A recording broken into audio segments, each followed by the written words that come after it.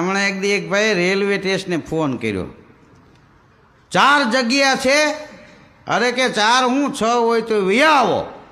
પછી એને યાદ આવ્યું કે તમે રેલવે સ્ટેશનથી બોલો છો? કે ના ના, હું તો સ્મશાનમાંથી બોલું ભાઈ.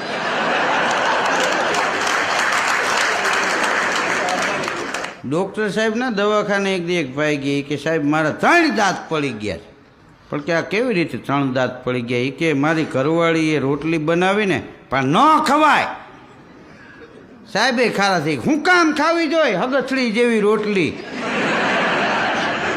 પણ સાંભળો તો ખરા, શું એ કે આ ન ખાતી એમાં સૂટી હાણસી મારી. ખાતી હોત ને તો આ એક ખીપો હલે છે એ જ નીકળત. આ બીજા જે પડખે હાજા વૈયા ગયા ને, યા ન ખાતી એમાંય